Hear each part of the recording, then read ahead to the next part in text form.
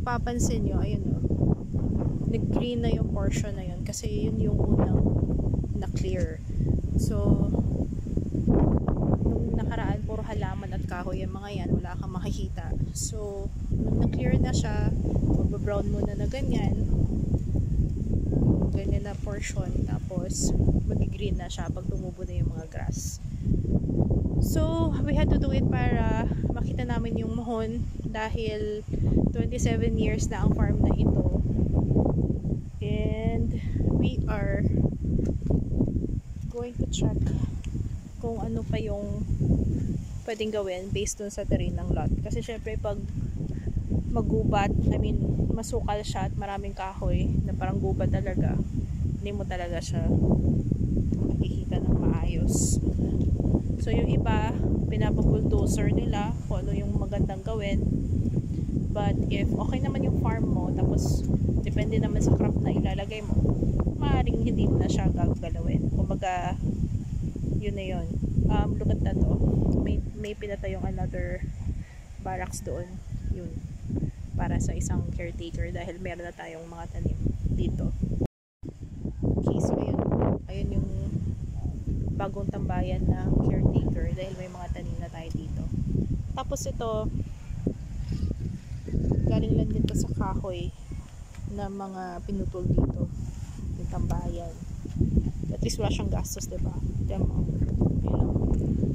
Pinagtagpi-tagpi lang nga eh. Kahoy din yung ginamit na. Tsaka may cloth lang na maliit. Ayan.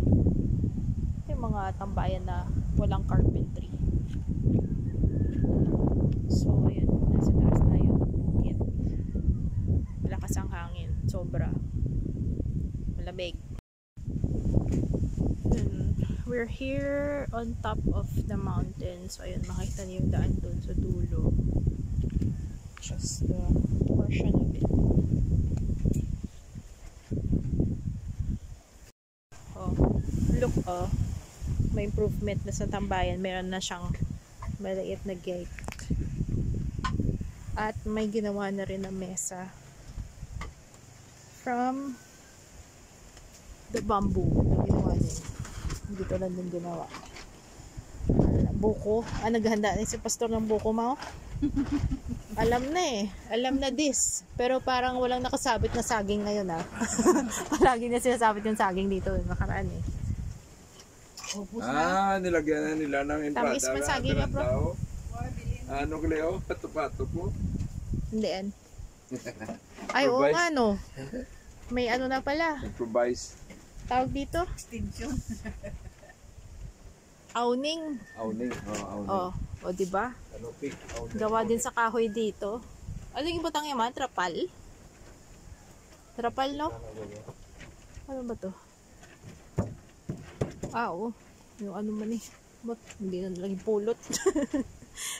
Improvise sa awning. Lamig. Oo.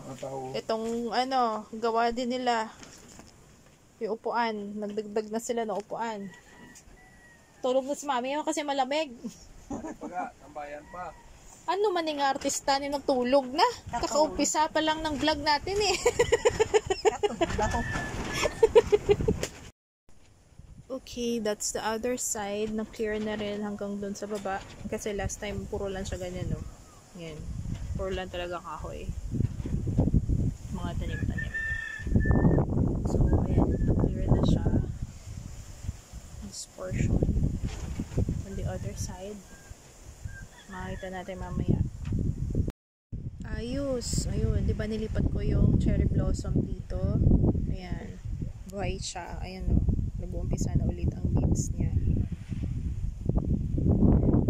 Pula pa. Ay, salamat po siya.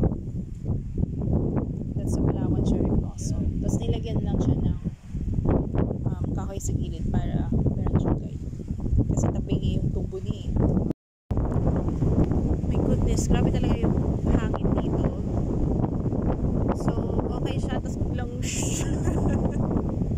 gulat ka na lang. Grabe. So, ito naman yung jacaranda na nilipat ko dito. Nung nakaraan mga 2 weeks bago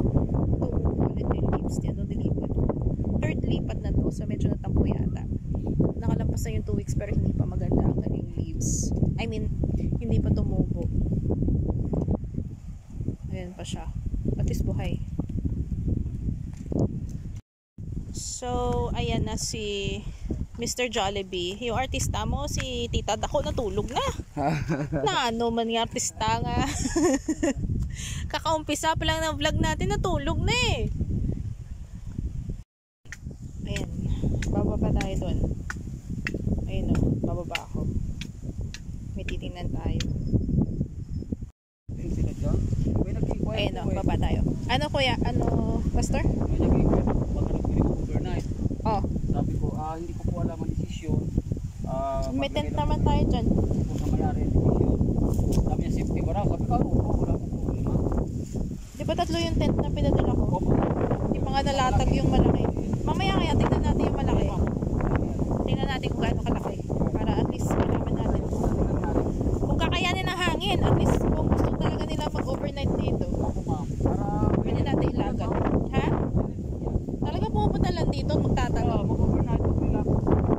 Sarap kasi ng hangin dito. Kita mo, yung bisita mismo ang naghahanap ng ano eh, matuluyan eh.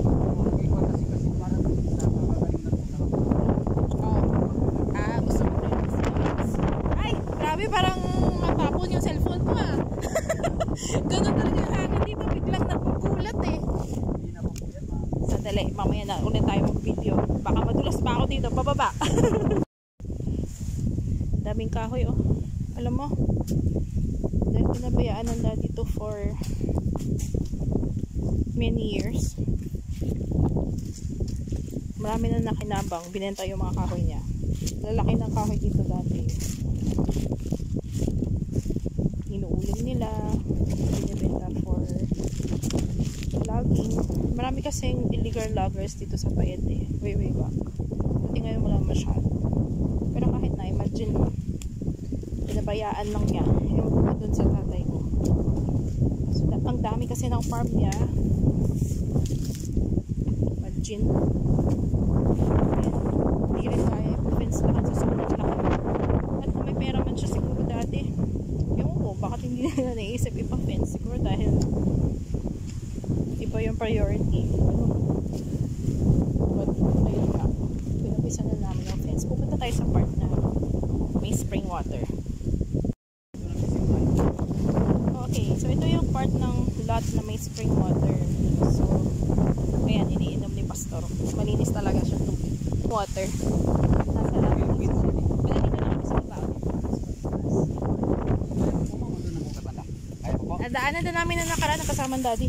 Kung masukal pa yung ganyan pa oh. Yung marami pa siyang kahoy. Imagine yun yung dinaanan namin. Uy, daan-daan lang. Imagine mo yung hard work sa pag-clear ano. Ayan mo. Ayan.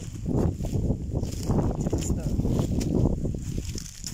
Ang lapad na na-clear mo, Pastor ah. Wow. Ilan na yun na-clear mo? 4 hectares na? Opo. Grabe. Ilan nga ba tayo nag-umpisa? Wala pang 2 buwan ano? Ha? October 16 po nagsimula.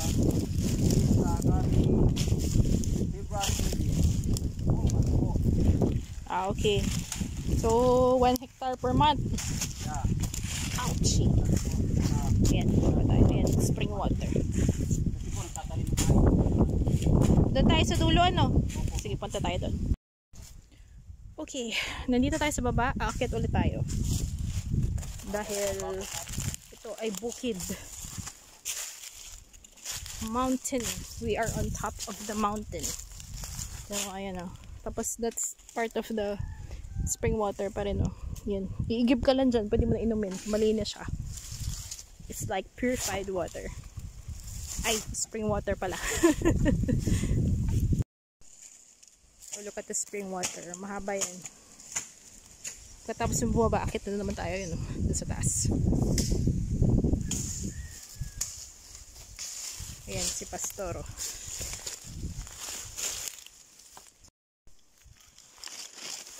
So, ito yung mga nadadaanan natin. Naka-farm boots lang ako. It is what it is. Talagang ganito ang buhay sa bukid. Ayan na. Uy, teka muna. Aloe vera to ah. Aloe vera ba to? Anong tanim to? Parang, bakit parang... Parang aloe vera yung ano niya eh. Wait, tingnan mo to. May bunga. Ano yan? Ayan po bunga niya. Ah, talaga? Oo. Nagagawa pong banig yan, mga hambag-hambag sa probinsya. Ah, talaga? Ang galing ah. Wild na ano siya, romblon kung tawagin. Okay. Bariw, ayun, bariw. Sabi ni Daddy, bariw. Ayun po. Sabi ni Daddy ano? Ay, alin yun? Yan po yung mga hamon daw. Ah, okay. Ganyan. Ah, akala ko aloe vera eh. Pero mahaba. Mga bag. Talaga? Opo, mga sombrero. Ay, nakita ko si ano dun ah. Yung gumagawa ng ano, yung parang basket. Baka yun yung ginagamit niya? Parang yun yata yung ginamit nila. Nakita ko na nakaraan eh. Nag-ano sila, kumuha sila ng ganyan tapos pinapatuyo, 'di ba? Pinapatuyo muna bago gawing banig. Asa na ba tayo, Pastor? Ayun oh, ang haba ng spring ano. Okay, while clearing, may nakita kasi tayong hukay dito. Alam mo naman, hindi ito naasikaso ng 27 years. So yung illegal loggers dito na nakaraan. May nakuhukay kaya dyan? Ako na maghuhukay dyan. Ang lalim nito, sinukat ko 30. Talaga? Ayun yung tinakpan mo, yun yung ano? Papunta yan dun. Teka lang, may apakan ba ako dito? Okay lang po. Okay lang? Yan ito po. Yan. Okay. Ay! Okay. Dito po, dito po. Sige, carry lang. Yan. Dito po kay banda. Okay. Yan. Ayan. Dito po dyan. Farm boots talaga panlaban dito. Opo ma'am. Number 1 yun. Nice. Dito. Hindi tayo magsuot ng kahit anong boots. Kailangan farm boots talaga para nakakakapit. Ayan na mismo. Yan po, tinagyan ko ng kakamali. 30 feet? 30 feet po yan ma'am. Palalim mo yung tubig. Kaya pasukin ano?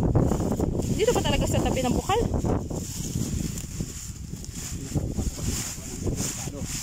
Baka naman siyang pugero pa yan, Pastor. Hindi naman. Hindi no. Baka naman may natulog pa na hapon dyan. Hanggang nangyayari pag pinabayaan yung mga lupa nyo. Ayun pa, oh. Ayun, oh. Dami. Yan, yan. Actually, 200 po yan hanggang dyan. Wala dyan. Hanggang doon sa may kasada. Oo nga eh. Ay, 400 po kayo. Kalahati pa lang po yan. Grabe ang lalim pala, ano? Ito, para may palamanda. Kasi po delikado sa... Pag pumasok ka may tubig. Opo. Pwede marunong lumangoy. At 30 feet yan. Itong tubig. Grabe, 30 feet? Nasa 15 po yan yung tubig. 15 Grabe feet. naman nahukay nila yan. Tapos ang 30 po. 15 tayo lalim. Sa lagay na yun na maraming kahoy na kapag hukay pa sila dito, ano? Yes ma'am. Grabe. Kasi nga, puro kahoy ito. Etong bato na to, may X ba yan? Alin? Baka tiyempo hapon pa yan na may X. Hindi naman. Wala naman po. Baka mamaya kita tayo treasure dyan. Yun po dapat ano. May nagkukwento sa akin. May mga X daw eh. Oo. Tama yun. Pag may X, ibig sabihin na makahan ng mga hapon yun. Wala pa naman po. Malalaman natin yan. Mabuti na yung na-clear natin dito. Saan tayo dadaan? Sa Kalamansian ma'am, dito tayo. Medyo maganda, mahal. Sige, doon tayo sa Kalamansian. Doon tayo dadaan. Sige, ikot tayo.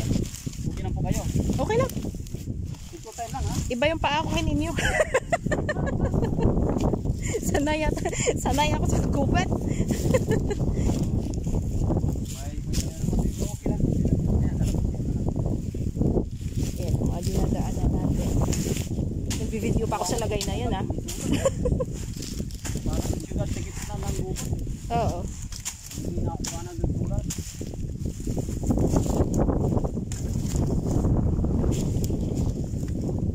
Grabe, ang dami ng uling nito, ah. Ma'am, nagbigay lagi ng signal. Mga next week po, simula namin ito. Para tapos na ito po hectare. Yan na lang naman po, kapiraso. Oo. Mga 3 days na lang po yan. Pag-uuling naman. Okay, sige. Lahat ng uling. Nung umikot kami nung 2021, dami namin nadadaanan. Nakikita namin yung ginagawa nilang uling. Nadaanan namin. Po kayo dumaan. Oo. Yung daddy kasi kahit alam niya kung saan dadaan eh. Sanay na sanay eh. Sa tingin ko nga kahit may quicksand yun, alam yun. sanay na sanay sa gubat talaga yun eh.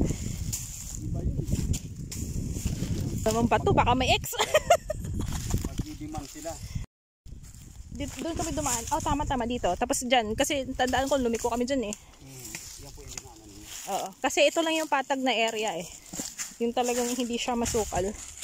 Daanan namin ng 2021. Pamandaan ng hapon. May mga kalabaw pa nga oh. Dumaan dito na nakaraan eh. Opo, yan. Dito kasi yan. Kanina kalabaw ba yun? Kaya po naglalagay tayo ng bakod. Oo. Para hindi sila makadaan. Oh, ito. May ipot pa. Either pag sanay ka na sa bukid, malalaman mo na ipot ng kalabaw, ipot ng kabayo, ipot ng ahas. Yan. Ahas. Dito talaga mawawala ahas kahit saan. Okay, dito tayo sa side na may plantation. Ha? Oo naman. Kung hindi mo itatanong, may pagka-lastic man din ako. Yabang yun. Okay lang. Pagkatapos natin gumapang, aakyat ulit tayo. Yan, dito ako gumapang. Nilagyan talaga to para di maka, ano yung mga tawag dito? Kalabaw.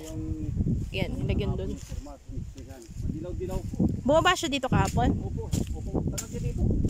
Okay. Saan yung kalamansi nilaw? Yan po. Ah, okay. Sprayhan nila. Iba na pa na hindi mo namin nila. Pero sprayhan na natin, sir. Okay. Pwede naman. Kung pumunta si dati, dito yun eh. Paahon ko, ma'am, ha? Okay lang po kayo? Okay lang. Yan, paakit ulit tayo. Panti lang naman.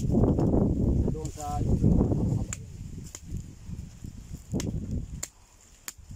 Talagang hillside siya. Taas baba. puro na to kalamansi. Ito maganda naman. Maganda yung tubo niyan. Ganun talaga pag halaman. Hindi lahat. Tapos wala kang unang kita. Mga 3 taon. Puro ka lang puhunan. Ganun talaga.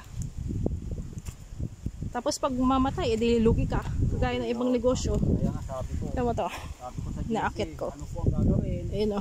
Naakit ko lang siya. Medyo Ayun siya sa taas niya. namumulak-lak na nga, ma'am. Ah, may namulakot na. Talaga. Tignan mo to. Ito yung inaakit ko. So, naghahanap lang tayo ng Mukhang makakakalamansi ka naman. makapitan ng paa. If not, we'll crawl. Yan. Survival mode talaga pag bukid. Ayan, Ano. bulaklak. Ay, oo nga, no? O talaga. Pero yung unang bunga, puputulin mo yan. Hindi mo pa, ano, para dumami. Yeah. Okay. Medyo nahingal na tayo dahil paakyat. Ayun. Dito tayo ulit. In the middle. Nahihi na ako. Pag nasa farm, bawal ang sosyal. Ihi ako dito. Yan. Tapos mahangin sa ano. Ayun na. Magsusurvey.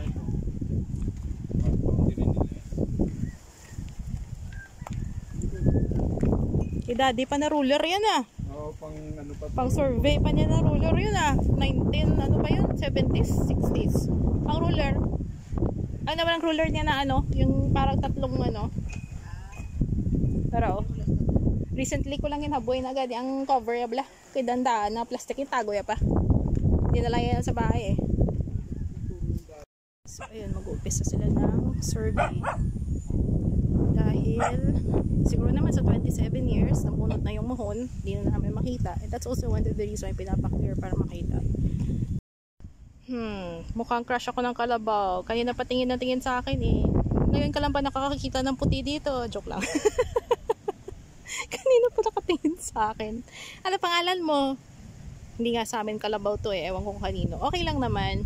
Pag kumakain ng grass, ganun, wag lang doon mismo sa premises kasi syempre kakainin yung mga tanim. Kagaya nung umikot kami nung nakaraan, ang daming dumadaan na kalabaw kaya we started fencing. Okay, ayan. Nag-check na yung mga geodetic engineer natin dito sa lot A. Ito yung lot A, yung corner. Kanina nandun tayo galing sa lot B. Bakit baba doon? Kasi yun yung peak. Ito naman, pababa doon sa river. Nung ginagawa pa lang yung 21, nilakad lang namin. went down and went up here. Grabe, as in, mabato talaga. Trekking ko trekking. Ayun o. Ayun na lang eh. Ang mami nandun. Nandun siya sa kubo. Nandun siya. Yan ang view. Dahil nandito tayo sa Latte. Punta tayo ng river. Ito yung corner. Iwan namin yung mami nandun sa kubo sa taas. Paano na naman ito sa survey. Imagine mo yung dati paakyat. Ito okay lang to pababa eh. Yung paakyat tapos puro bato ano. Nainggit si Ninyo doon sa kabayo, nakasakay ng kabayo, bilis eh.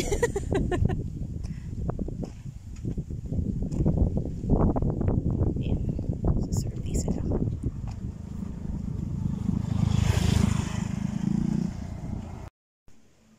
Ganda no, kahit damo lang yan, bulaklak pa rin. Ayan. Cute. Yan o, ang cute din. Parang cotton. May bubuyog o. Yan siya. May istorbo ko siya. Yun. Ito pa. Ganda no. Pag February kasi nag-uumpisa na mag-bloom ang mga halaman. Kaya ayan. Kahit damo lang yan. Ang ganda pa rin. Lalo na pag marami. Gaganda nila sa personal. Ganda no, ang laki. Oh, 5 ferns. Marami pa dun sa baba. This one is just on the side of the hill.